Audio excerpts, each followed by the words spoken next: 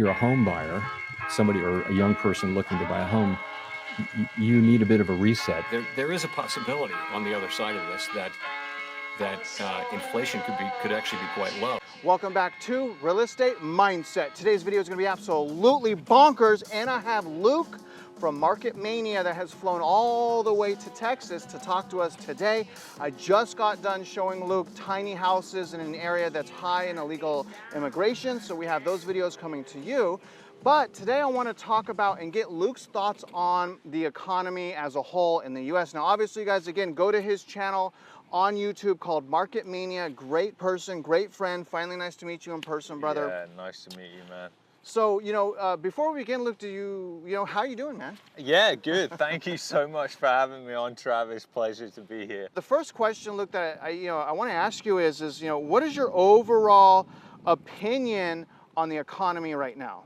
Yeah, so I don't think the economy is in a good place in Canada or the United States right now. I think a lot of it is propped up by government spending. So a lot of the GDP numbers, the job numbers that we keep seeing are essentially false when you really strip out the government portion of the economy, which has become huge now.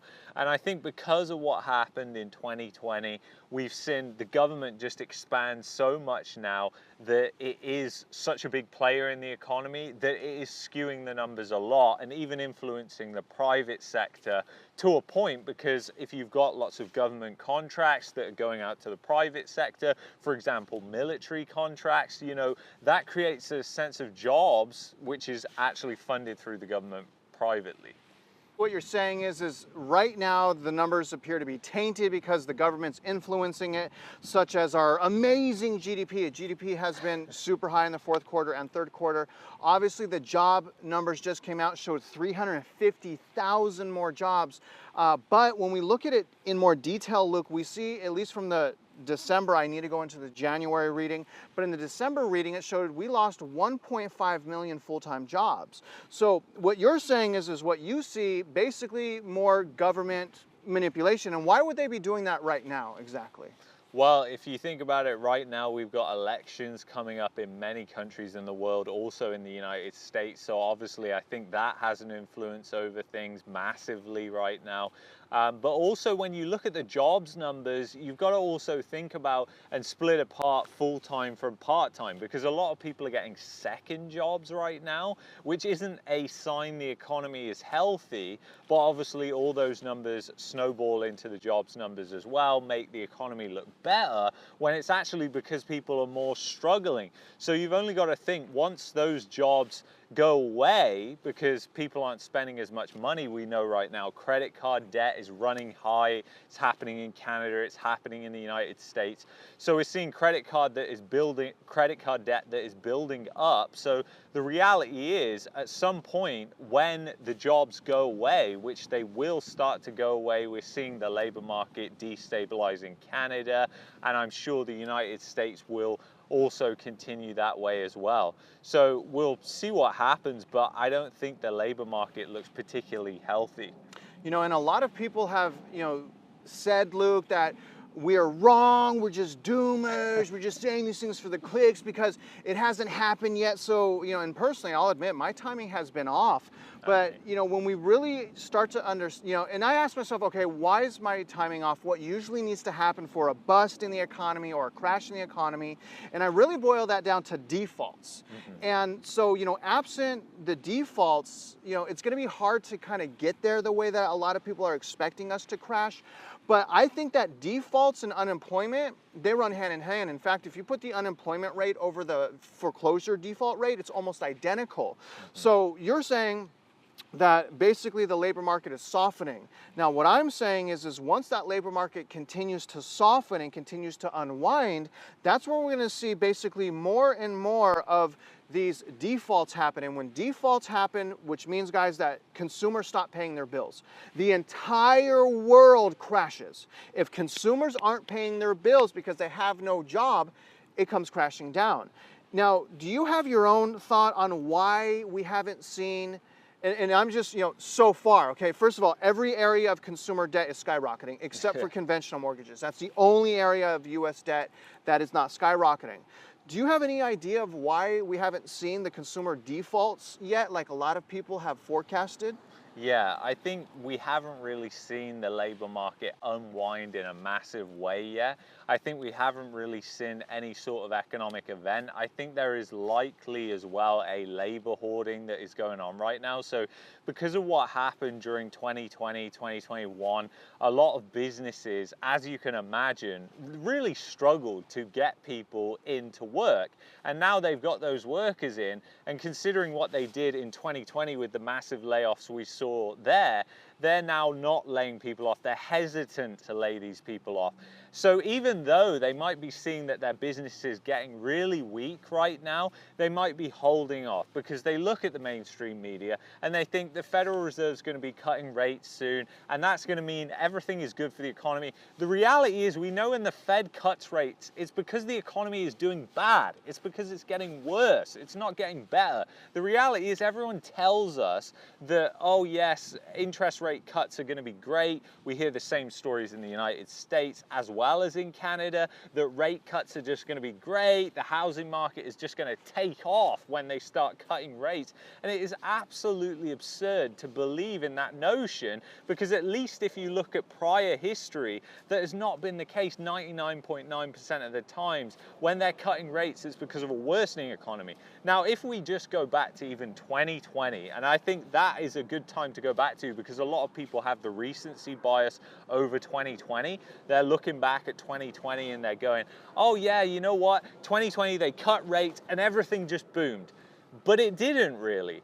Actually, when they cut rates, the stock market was absolutely tanking. It was only when the government came in with the massive fiscal support that it started to prop up things. And even then, it wasn't an immediate inflection point. It took a long time for the stock market to rebound, and it took a long time for real estate to get back on track. I mean, in the reality, the amount of money that they spent in propping up the economy back in 2020, it's going to take over that to do the same thing again, and then we're going to be in this exact same situation as we're in right now, with interest rates higher, inflation higher. So we'll just go into the same cycle. So I think people who are praying for that cycle to repeat, it's ridiculous, because you're just praying for higher rates, you're praying for higher people just going into poverty, essentially, slipping in. Yeah, and guys, understand that when I'm asking Luke these questions, I'm talking overall, or like a nationwide average. We already see, as far as the housing market, we already see that falling apart, completely unraveling at the seams in places like Austin. So I want you guys to understand that in places like Austin, that has decreasing, double-digit decreases in value, we don't have unemployment yet there, and we don't have foreclosure yet. So we don't necessarily need unemployment and foreclosure, Luke, because the asset bubble is so big and the unaffordability is so big. But when I really investigate Austin, what we're seeing there is migration out. We're seeing net migration. So until we have those foreclosures, until we have that job loss on a nationwide average, it's going to be extremely difficult to get prices back to affordable levels. But I want to talk to you about this. One of the biggest narratives, and something I've been paying attention to, which I think is a little bit far-fetched, but it's a more of a bullish kind of narrative on what's going to happen next. Now, a lot of people, Luke, are saying that instead of the bust, which, by the way, is super healthy and we need, and we've always had it, Yes. Instead of that, they're saying that, oh, China's going to cripple us because of like stagflation or hyperinflation, where inflation just continues to get worse, the income gap gets bigger. But I'm sitting back thinking, like, well, if we were on our way to hyperinflation, then there would be no need to do quantitative tightening. So obviously the Federal Reserve is aware that if they drop rates right now, that we could possibly be in a hyperinflation type of situation. And also, what I like that you covered is when they cut rates, it's because they need to stimulate the economy. Not just because we hit our 2% inflation goal. Yeah. A lot of people are saying they're going to cut rates because we've hit a 2% inflation goal. But the thing is, if the economy is great, the interest rates are going to be elevated. Yes. So can you talk, Luke, on when do you think they're going to start cutting interest rates and why?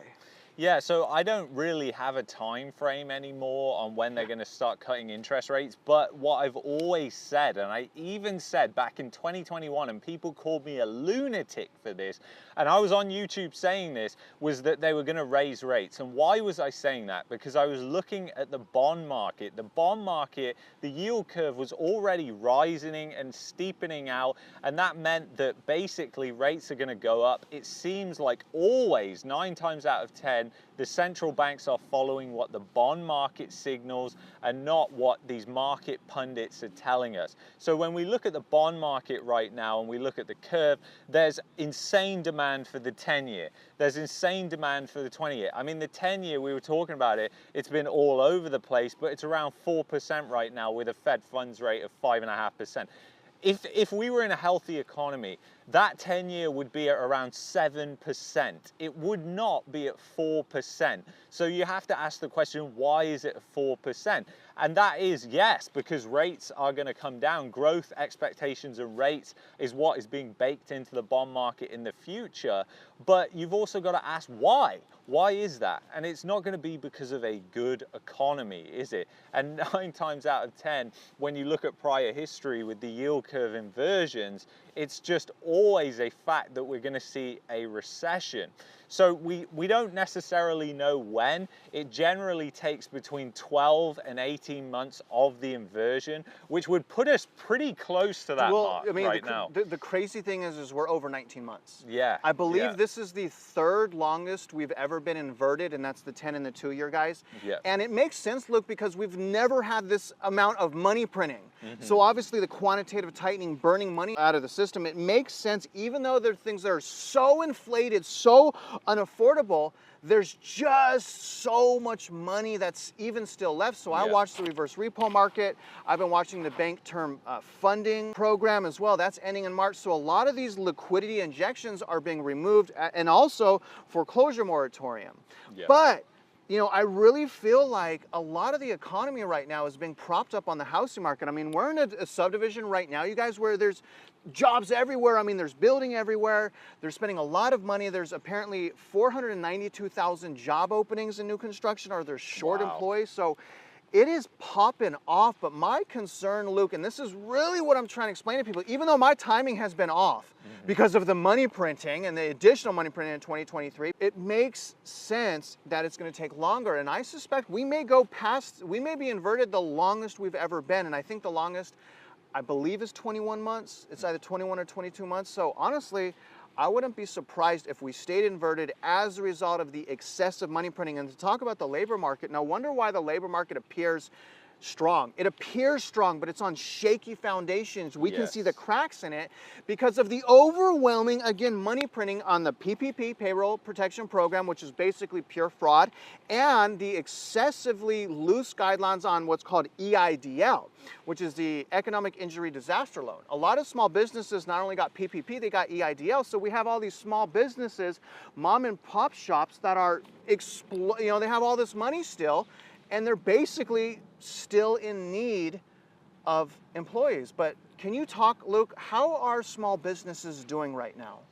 Well, small businesses may be propped up right now, but they're propped up by credit. Because when you look at how consumers are spending right now, the majority is coming online through forms like credit cards, which are not healthy at all. And it might seem to those consumers like, oh yeah, I'm just going to put it on a credit card. I'm sure I'll pay it back later. My income's increasing. And they're just looking at what's happened over the past couple of years, which has been totally artificial. But when you really think about it, it's just not healthy when you have this many people using credit cards. So the reality is, if we hit some sort of economic disaster in any way, which could be commercial real estate related, it could be one of many different things. It could be the bond market blowing up, like yields just absolutely taking off. So there's multiple things that could happen. But if that happens, then what's going to happen to the labor market? Are more people going to be laid off? And then how are they going to pay back those loans that they took out? How are they going to pay back their credit cards? I mean, when I look at Canada right now, and it might be the same in the United States, I'm not sure, but credit card defaults are rising, auto loan defaults are rising, and they're above pre-pandemic levels. So people are first going to default on their credit card, then their auto loan, and their house is coming next. You better believe it. Yep. And the thing is, they are going to try and hold on to that house as long as they possibly can. Put yourself in that person's shoes. They're going to be trying to hold on. They're going to be taking off loans out of friends and family. I mean, I had one person who was a total random client of mine who actually asked me for a loan, and the guy was a lawyer, and I was totally shocked. But you just, it's impossible not to be shocked in a way, because what we've seen is the economy has got so distorted, and there are so many people that are still hurt from 2020 and what happened there that are yet to be revealed. And we've had all this forbearance that has gone on and on and on. And when that unravels, it's likely going to come together with everything else. And you've made such a good point. I mean, guys, listen to what he's saying. The house goes last. So let's go over the consumer debt. I mean, credit cards, I believe, are nearing, I think, 2010 levels. They're nearing GFC. So credit card delinquencies and defaults. I'm talking about, delinquencies, not making payments. That's skyrocketing, and the trajectory is still going up. So we're near GFC levels. Now, as far as auto loans, specifically subprime auto loans, that's already past GFC. So that is skyrocketing. Auto loans skyrocketing. Credit cards skyrocketing. The second biggest form of consumer debt, school loans. Up to 40% of people are not making their school loan payments right now. So we have these things. And another thing, Luke, that's skyrocketing is the Chapter 11 business bankruptcy. So we have so many things that are saying, hey, warning, this is skyrocketing. Hey, warning, bankruptcies are going up. But then we have these mainstream media headlines that, oh my God, the labor market's so good. You better buy a house right now. Home values is only going to go up. But I remember the same thing. The same narrative happening during the GFC. Everyone was freaked out about a housing market crash in 2007, but in 2008, everyone had their heads in the sand, and then it crashed. Do people need to have their head in the sand in order for us to have a crash? I mean, I think really the reality is when you get to this point right now that we're in, and it's almost like the calm before the storm. Like in 2007, 2008, there was rebounds in the housing market that happened. There were bull traps that happened. You see these things play out in the stock market. And really, when it comes to any bubble, financial or debt bubble, you're seeing a cycle of emotions play out. And that emotion in the first wave down, which we've already seen, is denial. That's the first phase that you get into. And we can all look around ourselves right now, ask family and friends, and it seems like we're totally in denial about the real estate market. I mean, I know, Travis, because you're educating people and people on my channel too, that we're not in denial. But when I speak to most people, they are totally in denial. And I've seen it, like the dumb money is still out there speculating. You've seen it as well. I mean, you go to Mexico, the amount of people buying second homes down there, nobody is doing research, nobody is giving it a thought. It's all about future price speculation. It is not investing in real estate, it is speculating in real estate. And that's what I think people have got really muddy, is like there's an investor and there's a speculator. And in the later stages of bubbles, it becomes almost all speculative, where it's all about future price growth. And in Canada, we've seen housing markets that are imploding right now and are down over 20%. And then there are other housing markets that are going up. And typically they're the lower cost ones. And it's just because the speculators now can't afford to speculate in the markets of Toronto and Vancouver, so they just move to other places. And I think I've seen the same things here too. You look at the lower priced markets, and those are the markets which are tend to be hotter, and they tend to have a story of migration around. And we see those same stories in Canada, which makes me question, like, I don't think they can all be the same thing. People are celebrating, oh, we're going to have 6 rate cuts this year, but they're not thinking that through. They're just thinking we're going to have rate cuts because we hit the 2% target. But the reality is we're not going to have significant rate cuts without economic turmoil, without job loss, without a need to stimulate the economy. If we could have interest rates stay this high, and and we wouldn't have to bail out these banks and we wouldn't have banks going under, then yeah, we have a healthy economy. But we've like 7%, actually the federal funds rate's only 5%.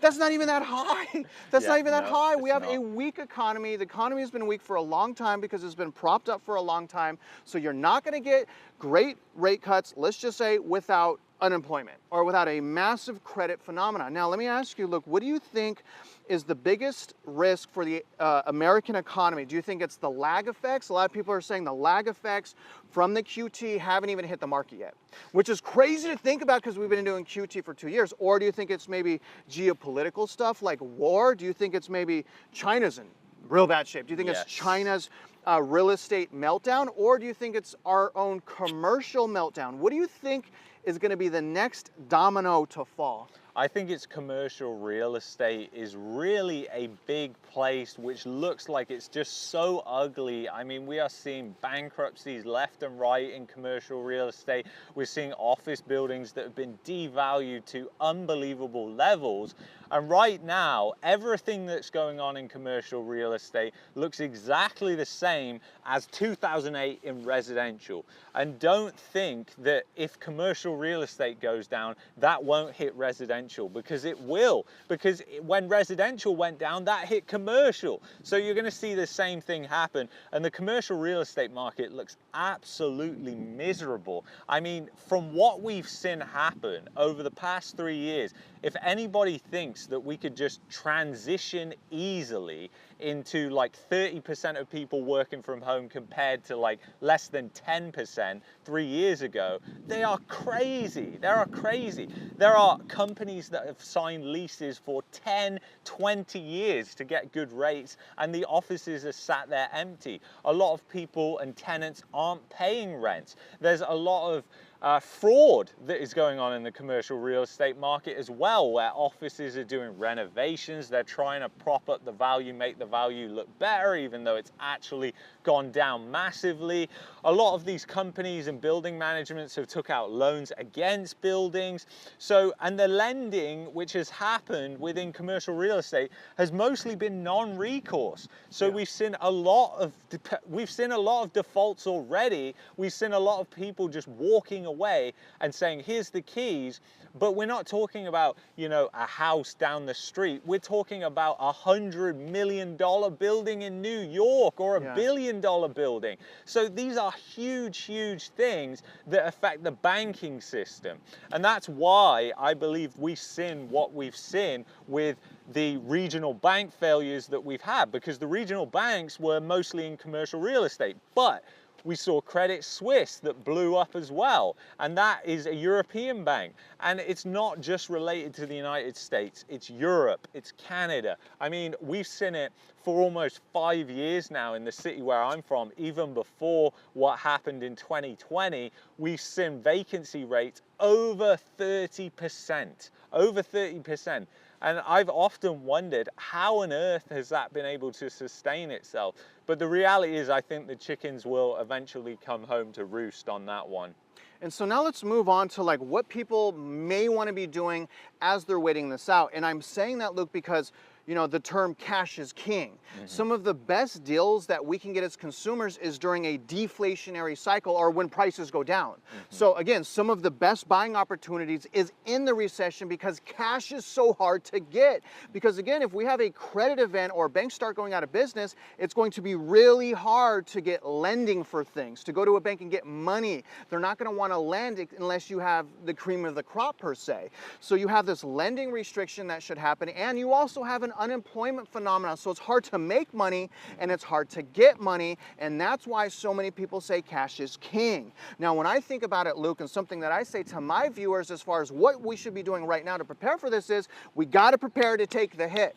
I've already taken the hit. I've lost income in my own household. And part of the things that I think people should be doing right now before we're in the crash is saving your freaking money, man. Like, save your money. And right now, as soon as you're done watching this, obviously finish this video, but as soon as you're done watching this, re-budget. Spend your money differently. If you want to get ahead during a recession, you have to prepare right now before the recession hits. And we've been talking about this, I've been talking about this for a little less than 2 years. That means that as long as you've been following along with me, then you should be better off than you were 2 years ago. I know I am, minus the massive salary hit that I took on a job. People, in my opinion, right now should be working like they're broke. You should be saving money and spending money like you're broke. Because when you are broke, when the recession does hit, you should have great spending habits and you should have money and you should have the ability to handle job loss, get another job, right? You're not going to go bankrupt, things like that. In your opinion, Luke, what are some of the things that normal, everyday consumers should be doing right now to become winners on the other side of this? Yeah, I think that you should start by having a plan of what you're going to do if you lose your job and fall on hard times. I know it sounds ever so simple, but people don't do this. They don't have any written plan, and then when they get hit by a job loss, they have no clue what they're going to do. They don't have any clue what even their costs are for their household budget. So budgeting, like you said, is a great idea as well. Have your budget, know what's coming in, what's going out, know where you can potentially cut back, and know what you have to do if you fall on hard times. And you know, there are areas which are going to obviously flourish during a recession. It would be stupid to say otherwise. I mean, for example, there are things like if you're fitting security systems, that will be a booming industry because crime, unfortunately, is only going to go up from here as people fall from on hard times. So the reason why I'm saying that is just to get some ideas. There are things that anybody can learn, that people can learn just from watching YouTube videos like this, that they can do to benefit from the upcoming recession. And don't feel bad that you're benefiting from it just because you prepared, because that is good. Don't be scared, be prepared. That's what I always say. There's no real reason to have a lot of fear over what's coming if you're prepared. But the reality is too many people, they don't have a plan written down of what they're gonna do. They don't know what their budget is and they're way over their heads. And another thing is pay down your debt. That is massive too, and save money like Travis said. I mean, right now we're blessed with higher rates than we've seen for like the past 10, 15 years. And from my perspective, I would be quite frankly happy if rates stayed this long for the next 10 years, in fact. But I just don't think that will happen. So I actually have a bias because I want the rates to stay high, but actual fact, I never look at that and let that affect what actually goes on, because I know the reality is the economy isn't healthy, rates will come down and things will get gnarly. And then there are things that you can also do to position your portfolio in a way that's structured to benefit off interest rates coming down, which is more speculative, like buying the longer end of the treasury curve, which is something that I've done myself. Before I let you go, Luke, is there anything you want to say to consumers right now? Any last words, or did you say it all already? I mean, you know, what are your final thoughts here? Prepare, don't be scared. That is my final thoughts. I want to thank you so much for having me on, Travis. It's been a pleasure meeting you and coming down here to Houston. And the rain cleared out. You guys should have seen what it was like this morning. It was not like this. It was bad. It was bad. So anyways, guys, just, you know, remember, go to Luke's channel, Market Mania on YouTube. He's been, you know, a huge influence in my life. I consider him a friend. Show him some love. Be careful. Save your money. We get paid to wait right now. Don't rush anything. Don't use your emotions to buy real estate. And if you're out there investing in real estate, you guys know we wish you luck and we hope you win.